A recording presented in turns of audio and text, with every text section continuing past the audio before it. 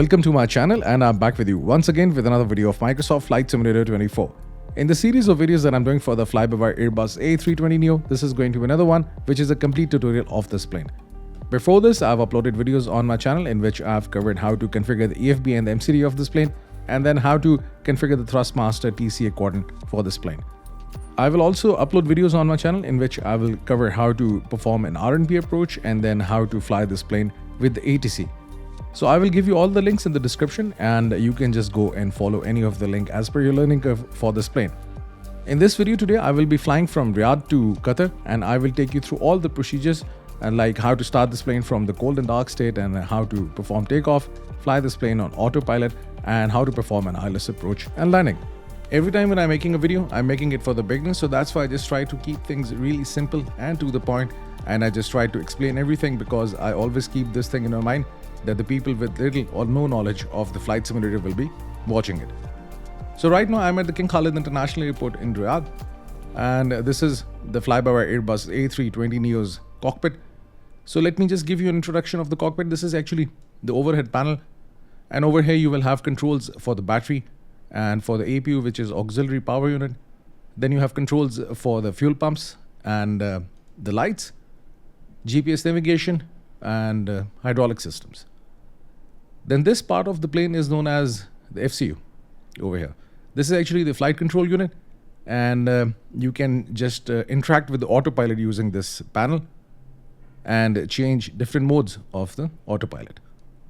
Then this is the EFIS on the left side, and on the right side, EFIS is Electronic Flight Instrument System. With these controls, you can actually control the information shown over here on the navigation displays, which is over here and over here on the left side and on the right side. This is known as the ND, navigation display. Then this is the prime flight display, PFD, on the left side and on the right side. And you have ECAMs over here, the upper one and the lower one. ECAM stands for Electronic Centralized Aircraft Monitor, and you will see lots of information over here on these screens. Then on the pedestal, you have two MCDUs, multifunction control and display units. You can interact with the flight management guidance system using these MCDUs. These are the thrust levers, and this is the control for the trim, for the pitch, whether to pitch up or down during the flight. It's although carried out automatically, you don't really have to interact with it. And this is the speed brake, and this is the lever for the flaps, and now this is the control for the brakes, the parking brakes. And then you have the radio communication panel. So let's press shift space and adjust the view. Before I start the flight, just make sure, or before I start this plane from the cold and dark state, just make sure that the thrust levers are in the idle position, the flaps are retracted, and the speed brake is also retracted, and the ground spoilers are disarmed, not like this in the armed position, rather disarmed. The gear lever is down, and the wipers are off. Otherwise, when you will have some power in the plane, the wipers will start working. Okay. So over here on the overhead panel, let me just adjust the view. If you press shift 8, you will get a view of the overhead panel. You have two buttons for the batteries. So this plane has got multiple power sources. You have the power from the battery. Obviously, you need this throughout the flight as well. Then you have the external power. Right now it's available. Then this is auxiliary power unit. So once the plane is at the parking and the boarding is being carried out and all the stuff is being carried out, you get power from the external power. Once you're ready for the pushback, then you have to turn on the APU in order to get the power from the auxiliary power unit. It's actually a generator at the back of the plane which provides power, and plus also bleed air, a compressed air which is used for the engines to start them up, and for the air conditioning. And then after the pushback, when you start the engines, then you turn off the APU, and then you have power from the engines. So right now you can see that the external power is available. You have full voltage for the batteries. It's good. If I press shift 0, I will go to the EFB, click it, and it's up and running. In the ground services, you can see that the ground power unit is connected. So first of all, you have to turn on the batteries. Let's turn on the batteries, and now you will see that there is some power in the plane, and then you can turn on the external power.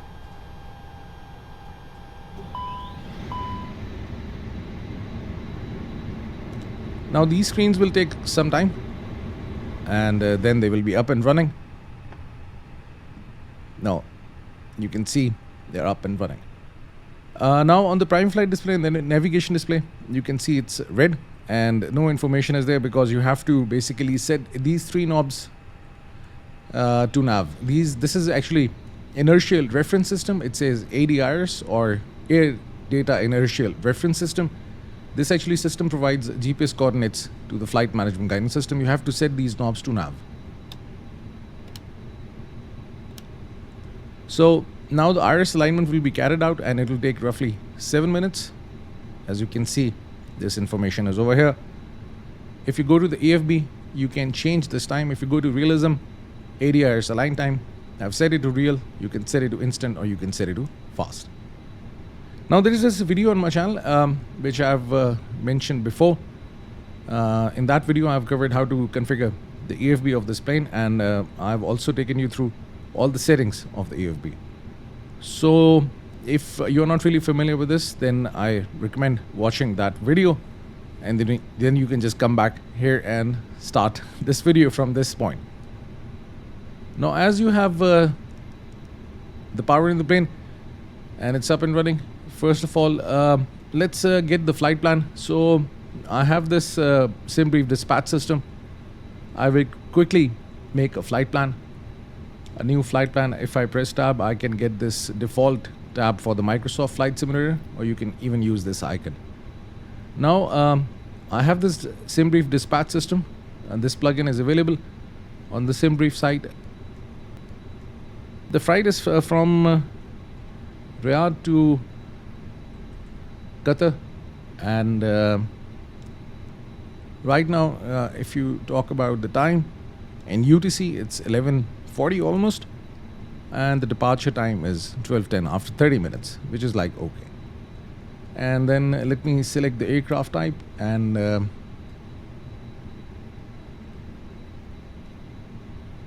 Flybywire Airbus A320 Neo. Cost index, I will delete this, set it to auto.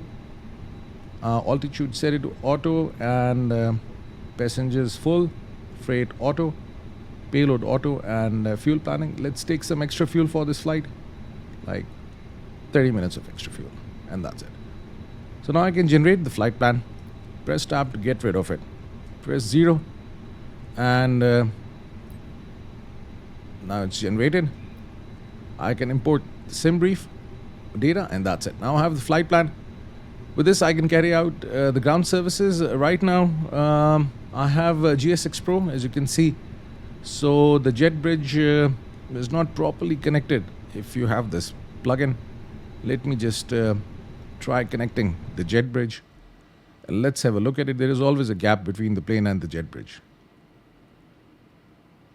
and I think it's not even getting connected. So if I disconnect it, then it starts getting connected. So it's a bit messed up. So that's why it's recommended to use it with the GSX Pro. Yeah. Now you can see it worked. So don't worry about this. Actually, I'm not using GSX Pro for this video because mostly the people don't have this plugin, so that's why I don't use it. The forward door is closed. I can open it, and then I can call for the fuel truck and the baggage truck and the catering truck. So if I just go out, you will see that the ground services will be carried out. The cargo doors are being opened, and the aft door is open now for the catering, and that's it. So this is actually the default ground services for this plane. Now for the fuel, you can see it's already been there, but you can also click this icon and you can get the fuel. So if I set it to real, it will just take 1 minute. So let's refuel this plane. And for the payload real, it will take 15 minutes. I'll set it to fast. And let's begin the boarding. Now you will see that the people will start boarding the plane and the cargo will be loaded. So you can see that the cargo is there. I think today this catering is a bit messed up. Anyhow, it's there. And one more thing, yeah, the wheel chocks and safety cones, they are there. So you cannot remove them. No. I think the catering is now complete. That was funny. Okay. So now it's time to configure the MCDU for the flight. So if I go to the MCDU and press Shift A, adjust the view, ATSU. Let's check if this menu is available. AOC menu and flight initialization. I can carry out flight initialization over here. So let's request for this flight. And now you can see the departure and the destination is there. And that's it. So I can go back and I can request for weather. But this plane has weather. So it's okay. But otherwise, you can just get the META if you want. I will skip this part and then you can check the messages. Send messages and receive messages. Have you received any message? No. That's it. So the sequence to basically configure the MCDU for this flight is diff strip, which is data, initialization alpha or initialization A. Init A, you can also call it. Flight plan, secondary flight plan, RadNav, initialization Bravo or init B, and then performance. So let's first of all go to data and check the engine is given over here, LEAP, and then this is the ARAG cycle. It's not updated. It's still June. Okay, anyhow, it's there. And let's now go to the initialization and request initialization.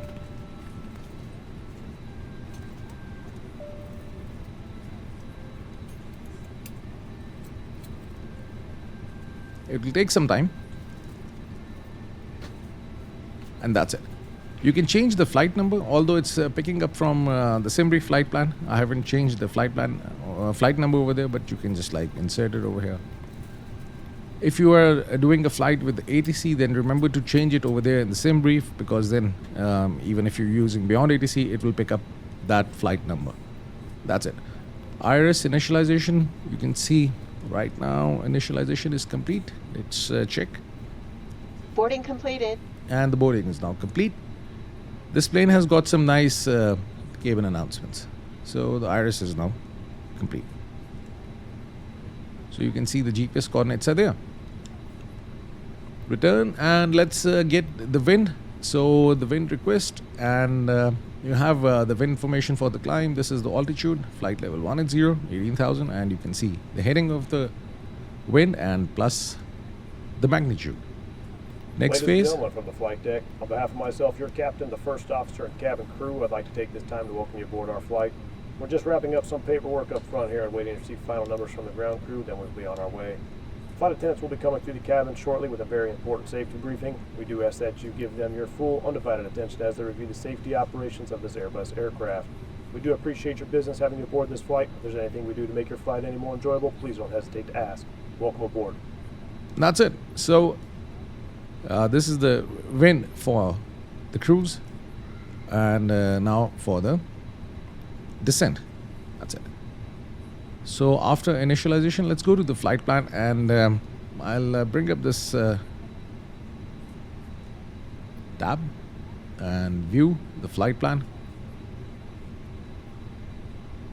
If you don't have the dispatch system, then you can just like go and check it over here in the electronic flight bag.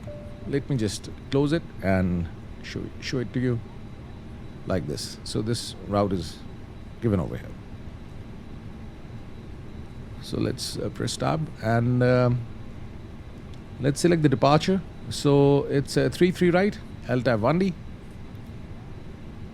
departure is 33 right.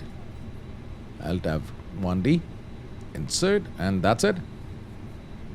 And now 16 left, IR 1F for Ahmed International Airport arrival. 16 left and IR 1F. That's it. And let me just open the Navigraph charts and let's have a look at it, because let's unload the previous flight plan, import the new one, and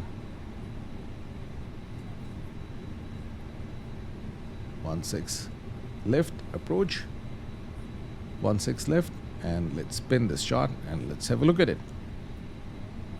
So Toban is the wire where the approach begins and the arrival ends. So Toban. If you have the Navigraph subscription, it's really useful because it also shows you the transition. Over here it's here actually, where transition is actually the point where the main flight plan ends and the arrival starts. And that's why here. So this is the transition where the flight plan is ending and the arrival procedure starts. And the point from where the approach starts, it's actually via. So it's really simple. So let's insert it and let me just close this, and there will be a discontinuity. I just want to delete it. Let me adjust the view and let's get the flight plan over here, the navigation display, and then you can just like scroll through the flight plan to look for any discrepancies or any discontinuities or anything like this. So this flight plan is good.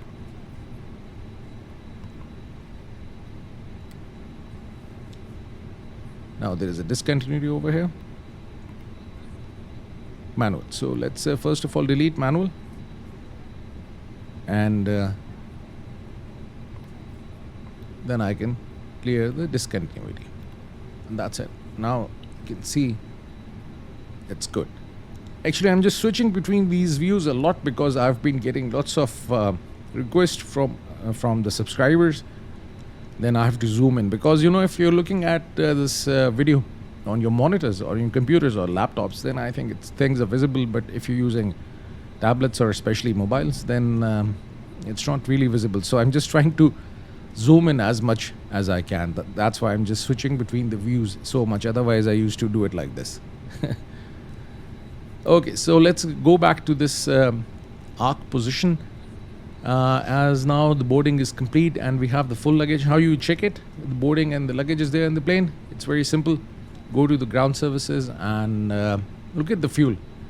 So you have total fuel 6.4 tons or 6,400 kilograms. This is the planned and this is the actual. And the payload you can see 174 was planned. Now you have 174 passengers in the plane. Similarly, cargo and the planned zero fuel weight is there, and the current one is there. So there is this checklist in this plane. If you go to this option, you can go through the checklist. Cockpit preparation, gear pins and covers removed. Yes, fuel quantity is there. Now, as the fueling is complete, you have to turn on the seatbelt signs. So let's turn on the seatbelt signs. So this is the control for the seatbelts. So let's turn it on. No portable electronic devices. Let's set it to auto, and let's arm the emergency exit lights, and that's it. With this, I can also turn on the oxygen supply and turn on the fuel pumps. These are the controls for the fuel pumps and strobe. So if I change the time, and let me just turn on this light as well. Let's turn on the beacon. So now you can see the lights are blinking. And then you have the nav and logo light. As you just turn it on, nav lights over here. You can see on the wingtip. This is the green light and this is a red light. So if any plane looks at this plane in the night, especially when this plane is not so visible, but the green light is visible. So the other plane or the pilots in that plane, they know this plane is going towards its right side. And if they see a red light, it means this plane is going towards its left side. And plus this white light. If they see this white light, it means they're looking at this plane from the back. That's it. So let's turn off this light. No longer required. Let me just change the time, set it to live, and that's it. Now everything is good. With this, I can turn on the APU because now I will be starting the pushback. So let's turn on the APU and just wait for like 3-4 seconds and then start the APU. Now on this screen you will see on the lower ECAM the APU is being started. So let's press 0, go back to this screen, and ADI is set to nav and BaroRef. So this plane actually, all the planes, they get the altitude based on the barometric pressure. So the change in the barometric pressure, the altimeter changes. You have to adjust this. So if you press comma on your keyboard, you get the latest readings, 1007, and now you can see the altimeter is being adjusted. That's it. And baro references there. Mark checklist as complete. Now before start, this is after the pushback. I have to make sure that the parking brakes are there.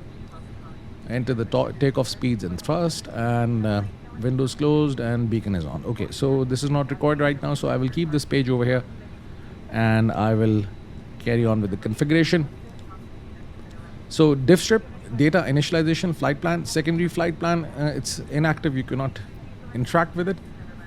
RadNav not required because you can see the viewer is automatically there for this airport viewer is actually very high frequency omnidirectional radio, and it's required if you're not carrying out GPS navigation. So right now for this flight we'll be using GPS for the navigation. That's why I will not be using any ground-based navigation device.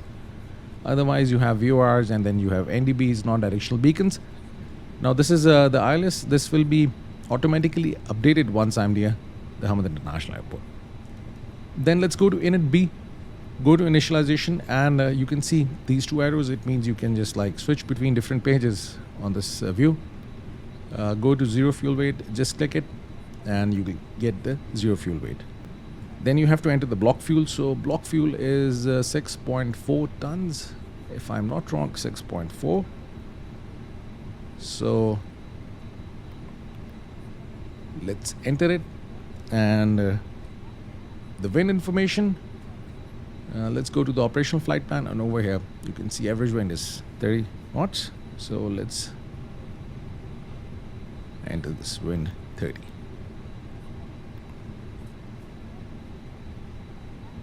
That's it. And the last is P.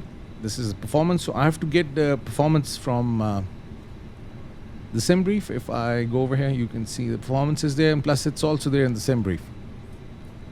I can populate from the last flight, and bleed is set to auto, anti-ice is off. I'm not using it. Populate weather, calculate, and the speeds are there. So V1, VR, and V2, 160.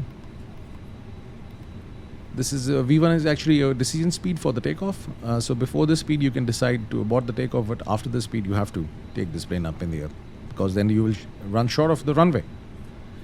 This is VR, the speed at which you basically pull back on the stick and take this plane up in the air, and V2 is the speed you try to attain after the takeoff, so that if one engine fails, the plane is still flying. There is no issue. Transition altitude is an altitude at which you will change the barometric pressure from the given one to the standard. So this is right now 1007, and 1013 is the standard. So you just use this knob to change the barometric pressure from the given one to the standard. That's it. So this is the transition altitude. This is the thrust reduction altitude. This is the altitude at which I will be basically changing the position of the thrust levers from this. It's not really visible. Anyhow, you set the thrust levers to climb. I will cover it in the video in which I will show you how to perform takeoff and fly this plane on autopilot. Okay. And the flaps will be 1. for this flight. And unfortunately for this plane, the value for the trim is not given, so that's why we will leave it blank. Otherwise, this is basically the control where you set the trim of the plane for the takeoff, whether to pitch up or down during the takeoff. So as it's not available, so I will just keep it like this and I will take my chances. That's it. So now all the information for the takeoff performance is there, except for this flexi temp. This is 63 degrees assumed temperature. This is actually a temperature which is assumed for the takeoff performance calculation, so that you take off with a reduced thrust instead of giving a full thrust, just to put less pressure on the engines. So let's set the altitude over here as well. Now the takeoff performance is complete. Go to initialization and let's look at the flight level. It's 290, so I will set it to 290, which is 29,000 feet. That's it.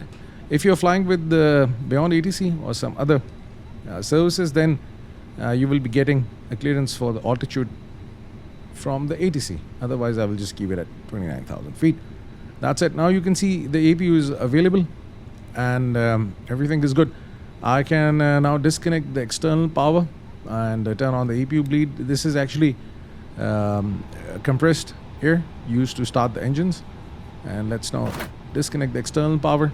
Let's go to the EFB and just make sure that ground services are now complete. If anything is not complete, it will show in orange or green color, so that's good. Now I can disconnect the ground power unit as well. It's not required. You have this pushback plugin, so I will use this. That's it. Now the plane is ready for the pushback, so I have a GSX Pro as well. I can start the pushback with that GSX Pro as well, but obviously mostly the people are not using it, so that's why I will just use this one, the built-in one. So first of all, just enable the pushback system and call for the tug. And now you can see the tug is moving, and soon it will be connected. You can see the APU exhaust. The tug is getting connected. Let's go back in the cockpit and let's release the parking brakes for the pushback. That's it. I'll also bring up the checklist over here. Yeah, before start checklist is there. So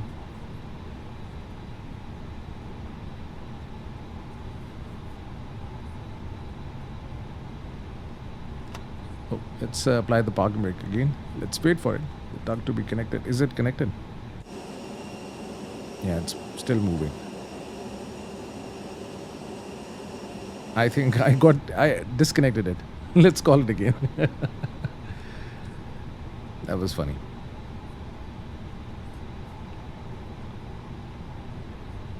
And now you can see it's there. So let's release the parking brakes and let's start the pushback just backwards. You can control the speed of the tug. You can go fast and slow. That's it. So I'll just keep it like this. Oh, I left the tug behind.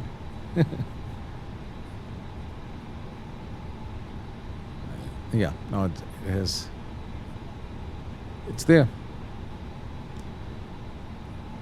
So let me just try to, just like see this line for the taxi. Then I will turn right. It's not really accurate. I'm also not really accurate. So that's why I've bought GSX Pro. So let's see. Yeah, now this line is there, so I think I can turn now. The taxi line is there. Let's turn right as I have to go this way. Now you can see this turn is not really sharp, so you can just like, go for a sharper turn, or you can go for a longer turn. Yeah. So that's how you can just control it. Anyhow, it's a guesswork. I'll not give myself 10 marks for this, rather 6 out of 10 for this kind of a pushback. And I can just stop it, and then I can just apply the parking brakes. Let's call off the tug, or rather I can also turn off the pushback system. Now you can see the tug is disconnected, and yeah, the nose wheel was all the way towards the right, I think. It's okay. Okay, now it's time to turn on the engine. So the APU and the APU bleed is running. Right now you can see there's no power from the engines. It shows fault. So let's move this engine mode selector to start, and let's start engine 2.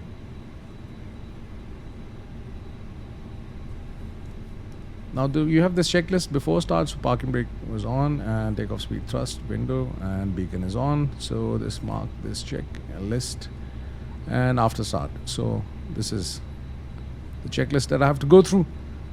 So now soon engine 2 will be up and running, and then I can start engine 1. Now the nose wheel is good. Hydraulic systems are available once the engines are up and running. You can see from engine 1 there's nothing. Left engine, but right, yeah. You have the hydraulic systems and plus the electrical systems. Right now the power is not being generated by the engine. Soon you will have power, and then yeah, now you can see it's no longer from the APU but from the engine 2. So the fault should also disappear. For engine 1 it has disappeared. I can now turn on, you can see avail is shown over here. I can turn on engine 1, and soon the engine 1 will also be available. And now you can see engine 1 is also available, the left one. Now I can turn on the transponder and set this knob to TRA, which is traffic advisory, and Prepare for takeoff. resolution advisory, and this is control for the weather radar. So multi-scan, let's set to auto. GCS, this is actually setting for the weather radar, so set it to auto as well. And predictive wind shear, instead of off, switch it to auto. And the weather system on this side 1, so you will see weather. I think it's inoperable, it's not working, the weather radar, and that's it. And this knob should be weather plus turbulence, or you can also keep it over here, only weather. So I will just move it to weather and turbulence. Now just look at the ECAM, nothing should be there. So on this side, so right now the ignition is on, so it means this knob is basically over here. At this position, start the engine mode selector, just move it to middle, and this will disappear. Then the engine APU bleed is available, so just turn it off and turn off the APU, and that's it. Now turn on the nose light to taxi. As I will be starting taxi, wing lights on and runway turn off lights on, and that's it. So you can see the nose light and the wing light is not visible. Let me change the time, and you will see the lights. Now you can see the lights are there, and the wing lights are also on. So left, right, runway turn off lights, and front is the taxi light. That's it. Let's turn on the constraints. And now you can see different altitude and speed constraints over here as well. Auto brake set to max. So this is auto brake. In case of rejected takeoff, you need these brakes. Spoilers have to be armed as well. These are on the wings. Can I activate them right now? Yeah. So these are the spoilers. So ground spoilers have to be armed. You have to pull it up in order to arm it. And flaps are set to takeoff. So let's set flaps to position 1. And that's it. Takeoff configuration test. Oops.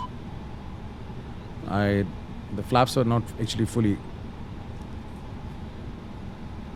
Now you can see the flaps are now in this position 1 plus F. So I can test the takeoff configuration, and it's normal. That's it. APU is still available, but it will disappear after some time. And everything is looking good. This is the best thing about the Airbus plane, that all the buttons should be black. If they are black, it means they're on, working, there's no issue. So there should be no color. That's it. And let's go through the checklist, after start checklist. So NTIs as required. So this is actually the control for the NTIs, for the engines and for the wing. So leave it like this. And ECAM status, it's all good. You can see, except for the parking brakes, there's no error. So everything is good now. And pitch trim, as I cannot set it, so I will just leave it like this. Oops. I'll keep it at 0. And rudder trim, this is actually the rudder. You can see it's moving, so it should be in the middle. This is the control. So make sure by moving it left or right that you have this 0 over here. That's it. And mark the checklist complete. And then I have the checklist for the taxi, which I will flight control. Yeah, they have to do this. And let's press this button, flight control. You will see the flight controls. So move the stick left and right for the ailerons. So left and right and backwards and forward for elevator, and twist it left and right for the rudder. So the flight control is good. Actually, this plane is really clever. Depending upon the different flight modes, the information changes over here. But you can just like look at the engines and the bleed and the pressurization, the cabin pressurization, electrical system, hydraulic, fuel, APU, air conditioning, and that's it. It's a bit hot. Let's move then to the left. It's a bit hot over here in Riyadh. Is there any change in the temperature? It works really well. Aft is 26 degrees. So you can further make it cold. No, right now the temperature is not changing, so maybe afterwards. But that's it. So you can just like keep it off, and then throughout the different phases of the flight you will see different information over here. The plane is ready for the taxi. So let's check if we have any checklist to go through. So it's only the lineup. So that's it. The lights are on and everything is off, which is good. That's it. Now I can get the map. Let's get this flight planner. It's sent to the plane and you can see the airport map. Now the runway is 33 right for the takeoff. It's zoomed in, so it's here. I have to go right and then towards the runway. You can see it's over here. So I will be taxing, and let's release the parking brakes, and let's give this plane some power.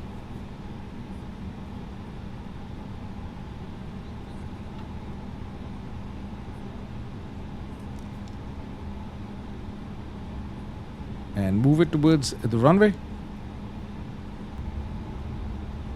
Now just one more turn and I'm at the runway, so I can just get rid of this flight planner, the map, and let's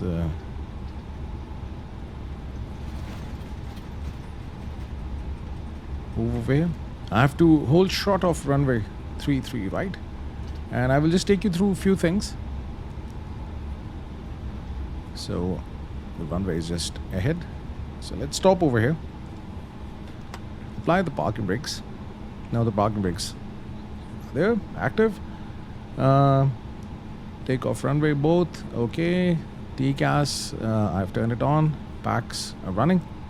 That's it. And that's it.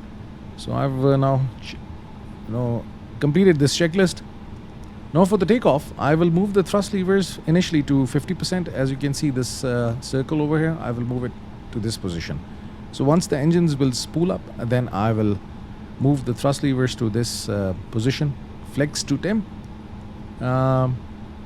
this green line will move. So first this circle will move, and then afterwards this green line will follow this circle, showing that the engines have spooled up. That's it. And I will push the stick forward a bit like this, as you can see it over here. For the takeoff, I will not go more than 10 degrees, so it's going to be like this. So not more than 10 degrees, because then you can experience a tail strike.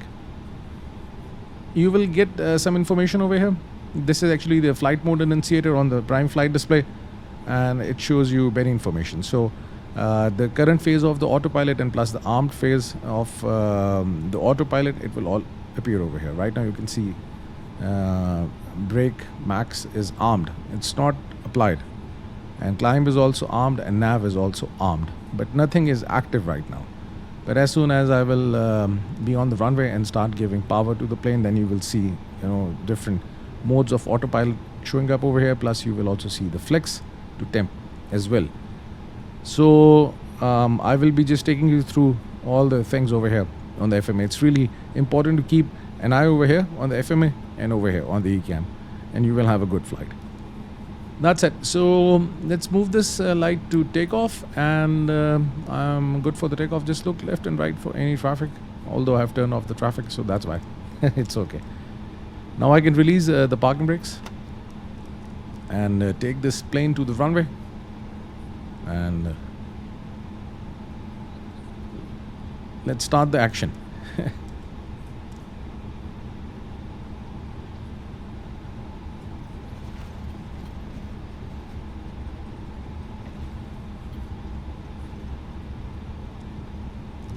You can see flex is also appearing over here, 80% of thrust for the takeoff. All the speed and the altitude constraints are already there. I will just take you through them once the plane is up and flying. That's good. So now I'm on the runway. Now let's give some power to the plane and push the stick forward.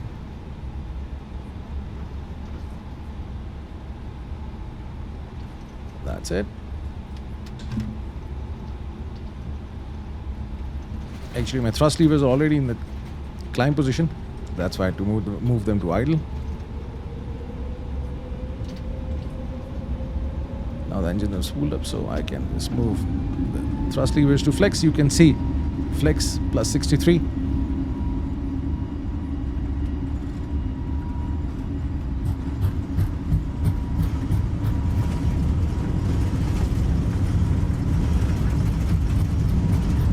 And I can release the stick now after 100 knots. Just trying to keep it in the center.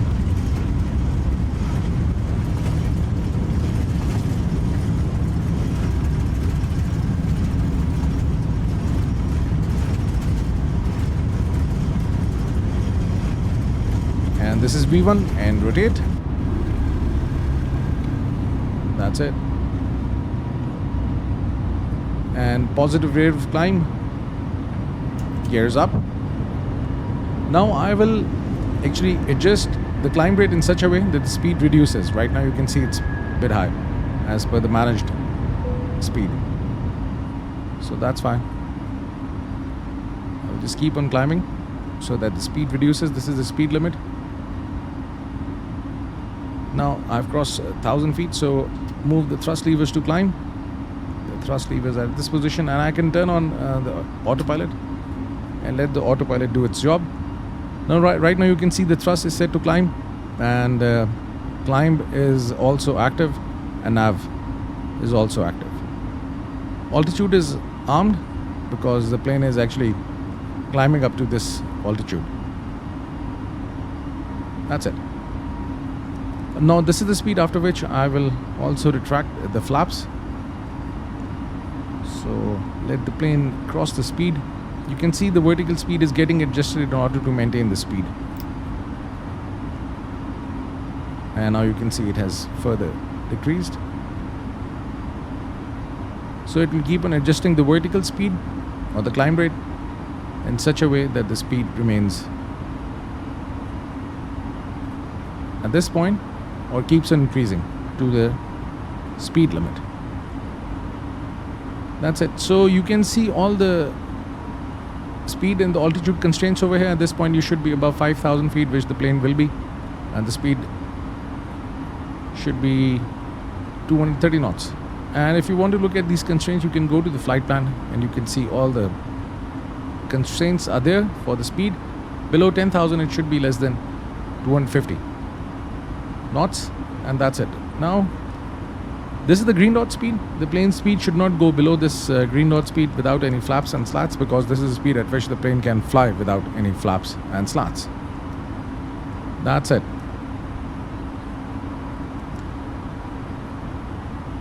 Now above 10,000 feet I will turn off the lights, and I will turn off the seatbelt signs, and I will disarm the ground spoiler. That's it. Now I will just take you through different modes of the autopilot right now.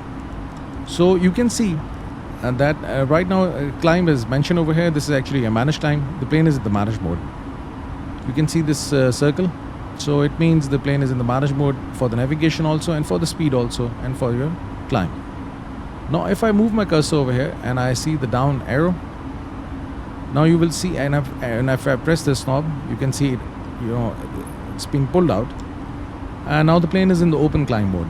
Now in this case, if there is any altitude constraint, the plane will not follow that. So for this climb, obviously there is no constraint, that's why it's okay. But otherwise you will see this constraint over here in magenta color. So that's it. So right now the plane is in the open climb mode, so it will keep on climbing, and it's the same thing for the descent. So now if I bring my cursor over here and I see the up arrow, now you can see it's a push action. This button is being pushed, and the plane is in the managed mode. Now the climb is in the managed mode, and it will follow all the altitude constraints. The plane is now above 10,000 feet. I can turn off the lights. So let's move it to off. Runway turn off lights off, wing light off, and let's turn off the seatbelt signs and let the passengers enjoy this flight. That's it. And I can disarm the ground spoilers. There should be no message appearing over here on the upper E cam. That's good. Now you can see the speed is also in the managed mode. So in the managed mode, whatever the speed is as per the flight plan, which is over here. Over here, let's say 290 knots is the speed. So, and the speed is in the managed mode. Now I can change this by bringing my cursor over here. As soon as I see the down arrow, I can press it, and you can again see the pull action, and now I can adjust the speed. Now the speed is 200, let's say 40 knots. Now you can see in this mode the speed is getting adjusted, and whatever I'm giving it to them to the system, it's appearing in cyan color. So the managed information or managed mode information appears in magenta color, and the user input appears in cyan color. So it means now this is the speed given by me. QNH is blinking. It means we have to move it to standard. So move your cursor over here as soon as you see the down arrow. It's very confusing. In 350 it's over here, it's like this, and for this plane it's like this. Anyhow, just change the barometric pressure from the given one to the standard, and that's it. As I've crossed the transition altitude. Now you can see the speed is 240. If I further decrease the speed, let's see what happens. You can see the vertical speed will increase. And if I increase the speed, you can see the vertical speed will reduce. So if you want to change the climb rate, you can do it like this as well, but it's better to keep the speed in the managed mode. Now with this, I will also take you through this vertical speed thing. Now this knob actually controls the vertical speed. Right now you can see the vertical speed is 1300. If I move my cursor over here and see the up arrow, and I will take it out of the managed mode, now it's in the vertical speed mode. If I press this, it's in the managed mode, and now it's in the open climb, but now I can adjust the vertical speed. Now in this case, the vertical speed becomes the priority. When I was controlling the speed was the priority, and the vertical speed was getting adjusted. And in this mode, the vertical speed becomes the priority and the speed might get compromised.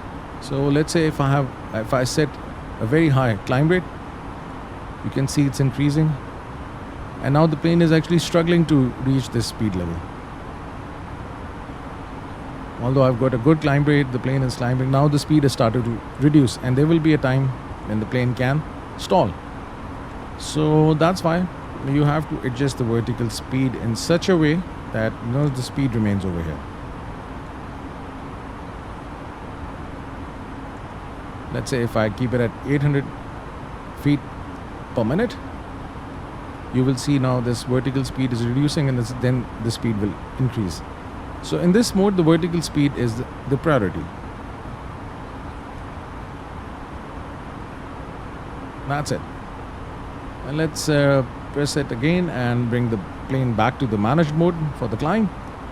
So right now everything is in the managed mode. The speed, the climb or the vertical path, and plus the lateral navigation. That's it. Now for the lateral navigation, I can also take it out from the managed mode and move it into the selected mode. So you can also hear these clicks. So this thing that the plane is no longer in the nav mode. So right now nav is appearing over here.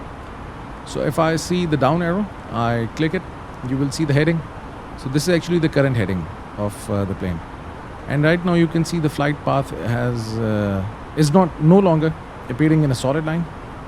So it means that the plane is not actually following the flight path anymore and will keep on flying straight. So after this point, the plane will keep on flying with this heading.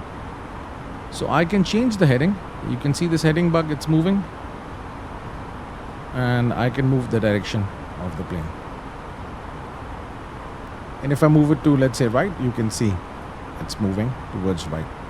So it's useful if you are flying this plane based on the heading given by the ATC. And if you want to go back to the nav mode, just simply bring your arrow over here, cursor over here, and once you see the up arrow, just press it and it will be back in the managed mode. Right now you can see the active mode is heading. So I can just go back to the nav mode and the plane will start following the flight path. That's it. So if I again take this plane in the heading mode, and if I create a lot of deviation from the flight plan, let's see if I will be able to follow this flight plan or not. There is another interesting view. If you move this knob to nav, you will see a 360-degree view of the flight plan, and then you can also zoom in. This is also a good view if you are flying in the heading mode. This gives you a good idea. So let's say if I set the heading to 339 towards the left. Now you can see the deviation is appearing over here, 0.9 left from the flight plan. Let's move it back to arc, and now you will see it's 1.3 nautical miles towards left, the deviation from the flight plan. And if I want to go back to the flight plan, I can bring the cursor over here, and once I see the up arrow, I can press it, and the plane will again start to follow the flight path. And now it's a solid line, so the plane will turn right now, and it will start to follow this flight path. But it's not happening because now there is a huge deflection. And now what's happening is this, that you can see the heading is in the managed mode. As you can see, the circle is there because it's now armed. Nav is armed. But right now the plane is in the heading mode, so it's not turning. What a surprise. So you have to actually set the heading in such a way that you intercept this flight plan. Let me change the view. So in order to intercept this flight plan, your heading should be here towards the right side. If I move this heading, you will see this heading bug is over here right now. And now the plane has started to turn back towards the flight plan, but still it's not in the nav mode. Right now you can see it's armed. So heading. So that's why I was telling you in the beginning of this video that you should keep an eye over here on this flight mode enunciator, because it gives you a good awareness. So as the flight plan is now a solid line, it means it's following the flight plan, but it's not.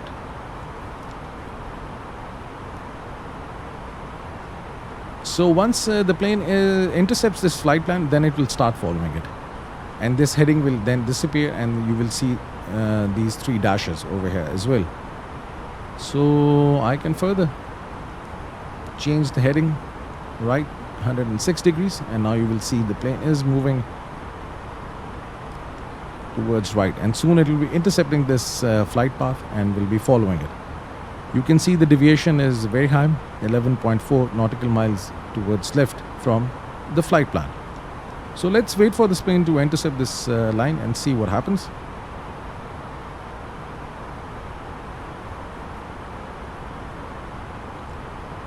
And now you can see the plane is out of the heading mode, and now it's back in the nav board, and the plane is turning left, and it will be following this flight path. So that's how you start to follow this flight plan when there is a huge deflection from the flight plan. Right now you can see even it's towards the right, because obviously plane is going at a very high speed and it will take a long turn to go back to the flight plan. But you can see this plane is no longer in the heading mode. The nav is appearing over here, so you are in a comfortable zone. So just wait for the plane to turn left and it will start following this flight plan. So everything is good now. The lights are off, and let me just make sure because when I'm explaining a few things, I tend to miss a few things. That's it. Now the plane will keep on flying at this altitude, 29,000 feet, till the time the plane is near the top of descent, and then I will just start the descent. And plus it's a bit far now. Soon the plane will be near the runway, and I will be going for the ILS approach and landing. But before this, I have to do a few things over here in the cockpit. So let's keep an eye over here as well. Less than 80 nautical miles. So the top of descent, although the distance still is 210 nautical miles.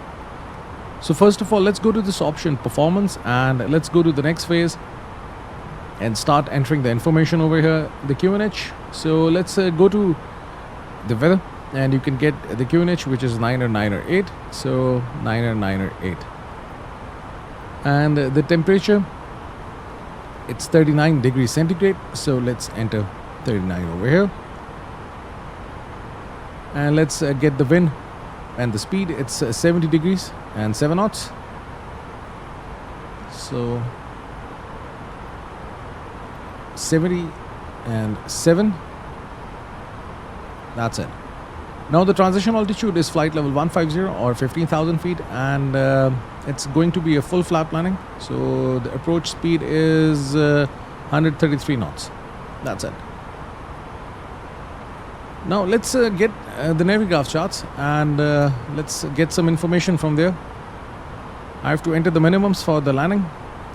Now the flight plan is there, and the runway is 16 left. So let's get the approach plate for runway 16 left. This is category 2 and 3, ILS 16 left. So I will pin it, and I will get this approach plate. Now you can see the minimums are given over here. You can see category 3 and 2 ILS refer to minimums. So this is for the minimums, straight in landing. So for category 3, nothing is appearing over here because you get it from the airline. But for category 2, they're mentioned. There are different categories A, B, C and D depending upon the speed. So as your speed is between 120 and 140 knots, so that's why you will be selecting C. Now over here you have got two readings, descent altitude and descent height. Descent altitude is based on the barometric pressure, and height is based on the radio. So radio is actually a technique in which the plane sends radio signals to the ground to get the altitude. If the ground is uneven, you will not have the correct reading. So that's why it's advisable to select the altitude based on the barometric pressure, which is 130 feet above the sea level, not the runway, because above the runway is 117 feet. So the runway elevation is 13 feet above the sea level. So if you add 117 to it, it's 130 feet above the sea level. That's it. So that's why I'm using baro for this. Now this is the point at which I should be at 2,500 in order to intercept the glide slope, and it's a 3-degree descent. As you can see, it's mentioned over here, 3-degree descent. So as the plane is now near the top of descent, so the target altitude for the descent is 2,500 at this point. I should be at 2,500. That's it. So let's set the altitude, and if you move this outer knob to 100, you can change the units in hundreds. So it's 2500. So now once I'm near this point, then I will just bring my cursor over here, and as soon as I will see the up arrow, I will just press it and I will descend in manage mode, not in the open descent mode or the selected mode. Now the top of descent is near, so I can start the descent right now. So just press it, and now you can see the descent has started and it's in the manage mode. Now you can see this green dot. This is actually an indicator for the deviation from the vertical path. So this should be in the middle. If it's above, it means you are lower than the vertical path or the calculated vertical path of this flight plan. And if ladies and gentlemen, as we have noticed, we have begun our initial let's wait for the announcement. Now would be a good time to wrap up any business you need to take care of as we prepare for our approach. If you are up, once you return to your seat, we ask that you remain seated until the aircraft arrives safely at the gate. Flight attendants, please prepare the cabin for a wrap. That's it. So if this is over here below, it means you are higher than the vertical path, and you have to increase the descent rate. So if you are higher than the vertical path, then it's an issue, because if you are near the runway and still you are higher than the calculated vertical path, then it will be really difficult to land. If you're lower than the vertical path, then still you can manage. So just make sure that this remains in the middle, and as soon as it starts to move over here in this region, you can apply speed brakes in order to increase the vertical speed or the descent rate. That's it. So now the plane will actually keep on following all the speed constraints and everything. Right now you can see this is a deceleration point. The speed right now is 290 knots. In terms of Mach, it's 0.728. Now the speed will reduce, and now you will see that the vertical speed will actually reduce. This is something really interesting, and you can also see this zigzag arrow that's appearing over here. This actually indicates that the plane will be following the glide, the vertical path by this point. As you can see, it's appearing over here. So right now the plane is now going higher than the vertical path, because the speed is now, the target speed is 250 knots, and the plane's vertical speed is now reducing, or the descent rate is reducing. So that's why it might miss.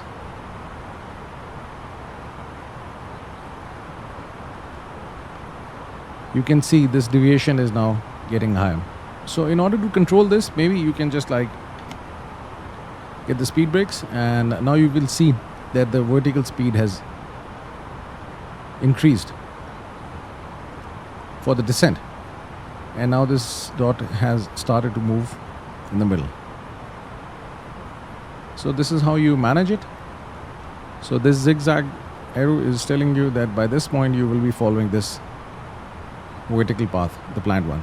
Now you can deactivate the speed brakes, and that's it. Now for the landing, let's set the speeds to speed brakes to medium. I can arm the ground spoilers for the landing. Below 10,000 feet, I can turn on all the lights. And as the descent has now started, I can turn on the seatbelt signs, and that's it. Now this is the target speed, and this is basically the range between which the speed can vary depending upon the vertical path of this plane. So it cannot go more than this and less than this. This is again the green dot speed. If you want to go below the speed, then you have to extend the flaps. So this is now the performance page, and over here you can see activate approach phase is mentioned. So in order to reduce the speed, I have to activate this approach phase. But once I will activate this approach phase, the speed will not go below this green dot. Then I will start extending the flaps. Now the plane is below the transition altitude. So I'll just bring the cursor over here. As soon as I see the up arrow, I can press it, and now I will get the readings for the barometric pressure. And I can press comma on the keyboard to get the latest readings. 9er, 9er, 8.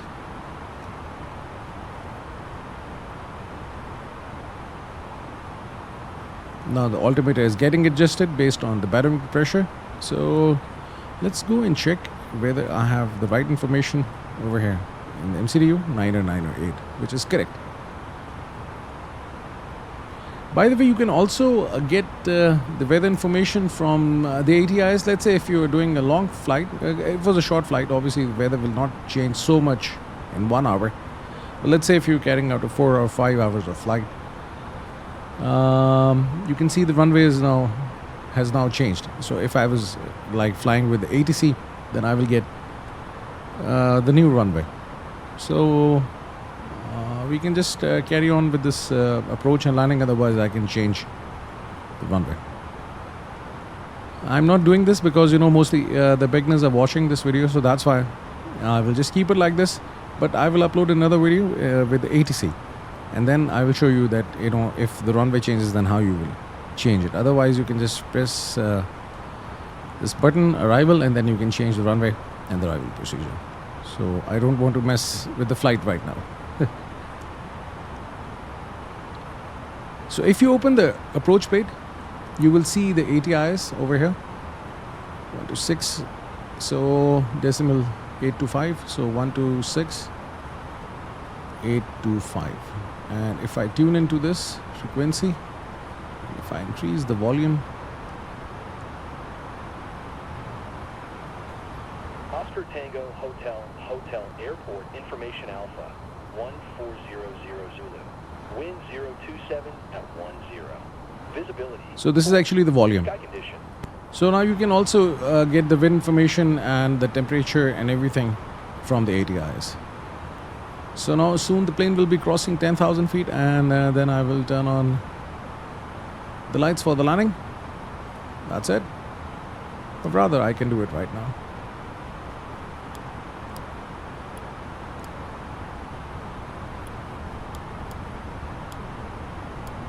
And now all the lights are on, seatbelt signs are on, ground spoilers armed for the landing, and auto brake is set to medium. So these are actually, I will just show you one thing. Let me just activate the speed brakes, and now you will see these speed brakes getting into action. These are actually also called the ground spoilers upon landing.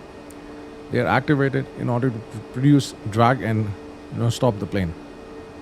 So that's why you arm the ground spoilers, because as soon as you will activate the reverse thrust, you will bring the thrust levers all the way to this position, then the ground spoilers will also come into action. And if you are not using any controller, then on your keyboard, if you press F, you can increase or decrease the throttle. So just keep on pressing F on landing, and the thrust levers will come to this position, reverse thrust. Although I'm using now the Thrustmaster T6 quadrant, so I will adjust the thrust levers over there. Today in this video I will attempt an auto land. So once I am flying the approach, then I will activate approach from here as well, and then I will turn on the autopilot. You cannot autopilot too. So I will try. I haven't tried it before with this plane in this simulator, although in 2020 I have tried it, but let's see if it works. If it doesn't, then I can just land the plane manually by turning off the autopilot by pressing this button, and then I can land this plane. So let's wait for the plane to fly this complete route, and then once I'm near the approach, then I will just take you from there. So now the plane is near the runway, and some little more distance to cover. You can see there is this altitude constraint at 7,000 feet, so that's why the plane is at 7,000 feet now. The descent has started. That's good. With this, I can also go to this option, performance, and I can activate approach, and that's it. Now the speed will reduce and it will not go below this point. Now you can see there's a huge deviation. The plane is not descending because the speed is getting reduced. So that's why I had to get the speed brakes. Now with the speed brakes, you can see they are in action, the speed is getting reduced, and you can see the vertical speed for the descent has increased. Yes, I think I'm going to miss this this altitude constraint. I should have been below 3,500 by this point. Let's see if it happens.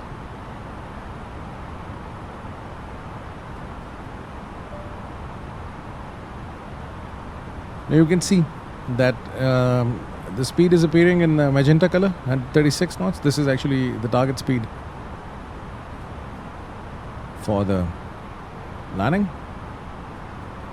And this is actually, I cannot go below the speed, otherwise the plane will stall. And now you can see, the speed is like over here, and this is changing. So if I want to go below the speed, I can extend the flaps. So let's say if I extend the flaps, set to position 1, now you can see the speed will further reduce.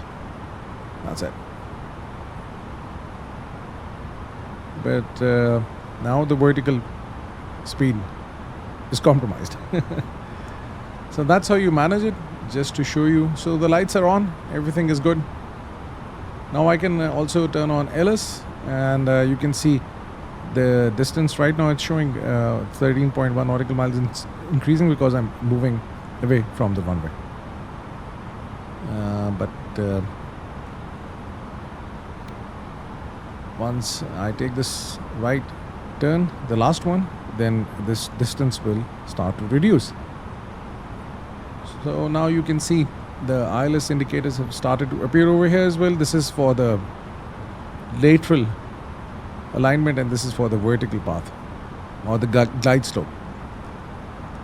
So this ILS has got two things, localizer and the glide slope. Localizer actually carries out the lateral alignment, and the glide slope carries out the vertical descent.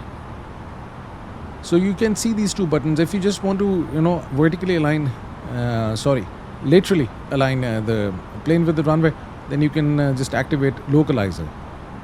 Once you are here, then the plane will get aligned with the runway, although it's following this flight path, so you really don't have to worry about it.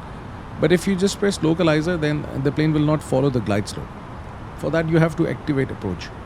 So once you activate approach, then it will also follow the glide slope. Right now you can see descent is active, and plane is in the nav mode. And if I press localizer, then it will go in the localizer mode. But right now localizer is locked. So as soon as it's over here near the localizer, then the localizer will be active. So that's the thing. So let's turn it off.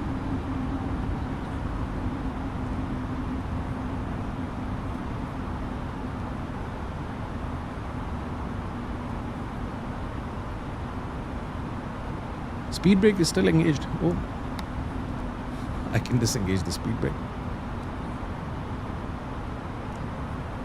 That's it. And now the plane will turn right. So you will get all the indications and everything over here on the upper E-cam. So everything is good. Let me just cross check if I'm not missing anything. Let me arm the ground spoilers for the landing.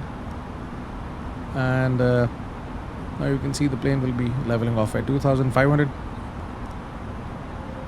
The speed is in control. The auto brake set to medium, and that's it. Now if I press localizer, now you can see the localizer is not armed. The plane is in the localizer mode. So it has stopped following this flight plan as per the flight plan entered in the MCDU. It's rather now following the localizer. ILS is actually a ground-based navigation device system, and it makes the plane follow this approach properly and lands the plane. So that's fine. Now I can just turn off localizer and go back into the nav mode, and I can activate approach. So as I told you before, the approach will actually not only follow the localizer but also the glide slope. Right now you can see again the plane is back in the localizer mode as it's now following the localizer, and the glide slope is armed. Vertical speed, I can just take it back to the manage mode. Now you can see the plane is still in the descent mode, but the glide slope is armed. It's appearing in cyan color. So this is what's armed, and after this phase it will be active. So altitude star, it means the plane is at the altitude, given altitude. Can I press autopilot 2 and go for the auto land? You can see category 3 dual is appearing over here, which means autopilot 1 and 2 is active, and now the plane can auto land. And Barrow 130, this is actually the minimums based on the Barrow. Autopilot 1 and 2 is active, and flight director 1 and 2 is active. Now you can see the plane has started to follow the glide slope automatically. So now it's following the localizer and the glide slope, not following the flight plan as per the flight plan in the MCDU. 8 nautical miles away, the runway. I can extend the flaps and set them to position 2. That's it. 6 nautical miles before the runway, I will lower the gears.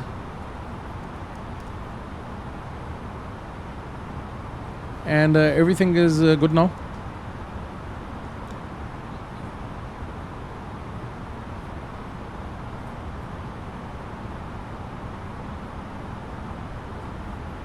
You can see landing gear down. Okay. Now you can see the plane has guessed what is the phase of the flight, and it has started to show you this information. So 6 nautical miles, and I can lower the gears. Thrust levers, I think. Flight attendants, please prepare for that. Sorry, I just by mistake touched the thrust levers. That's why this error was appearing. Now the speed is reducing. Gears are down. And now runway is 4 nautical miles away. I can set the flaps to full position. That's it. Now everything is good. So landing gears down, seatbelt signs on, cabin check, and spoilers armed, flaps full. So just like I think 40 to 50 feet above the ground, this plane will actually perform flare. It's a very short phase in the flight in which the plane's nose is being pitched up by the autopilot, and at this time you will move the thrust levers to idle, and once the plane touches the runway you will activate the reverse thrust. So that's how I'm going to carry out this thing. So I will just show you right now like this. Soon you will see land appearing over here, because right now it's autopilot is landing.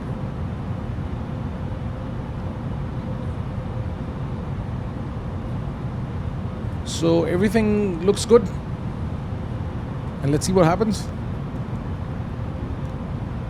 400. You can see PAPI lights, 2 red, 2 white. It means the plane is following the glide slope. You can also change this knob to LS to look at the alignment with the runway, and plus if the plane is following the glide slope. Now land has appeared, so it means the plane is 100 above. carrying out auto land, and soon you will see flare. Minimum. Cross the minimums. I can see the runway, so I can go for the landing 40. and flare 30, 20. 10. 5. and reverse thrust.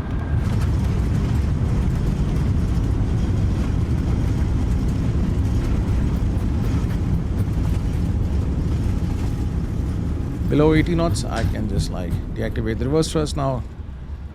The brakes are in action. Plane is slowing down. I can now apply the brakes, and the auto brakes are now disconnected. And now I can give some power and taxi towards the gates.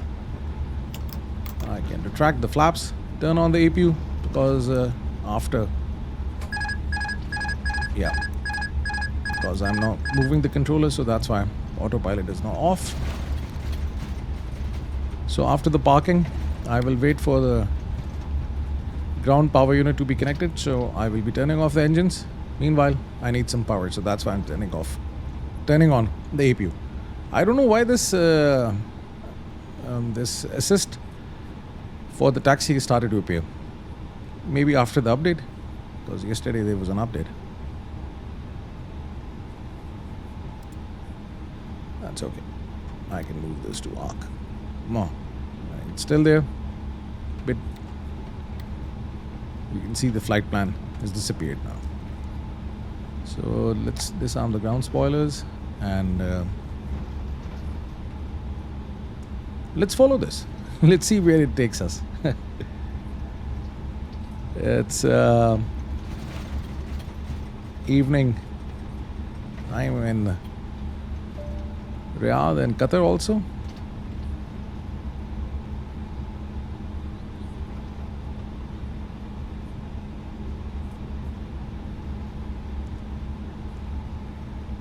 It's 5:37. UTC time is 2:37, 3 hours difference. So I found one parking gate for the parking. So there's some issue with this simulator. Every time when you land, all the parking gates are full. So I'll just stop the plane over here, apply the parking brakes, and now I can turn off the lights.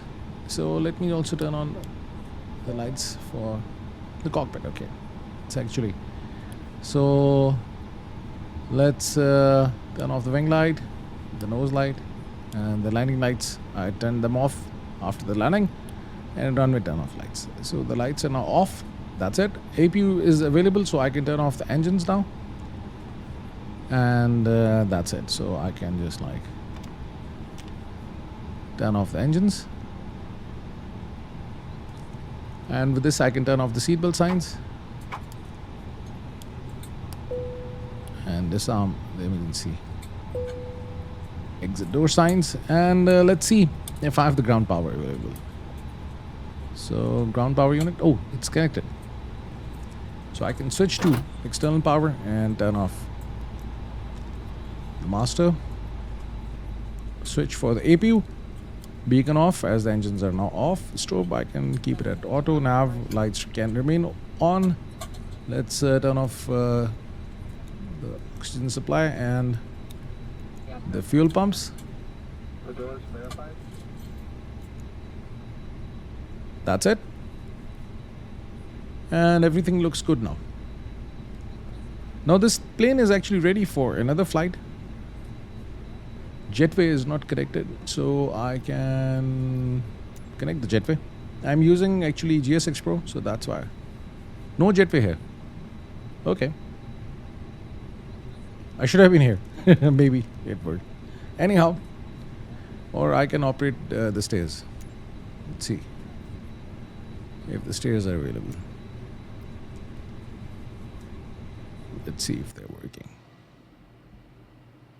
Oh.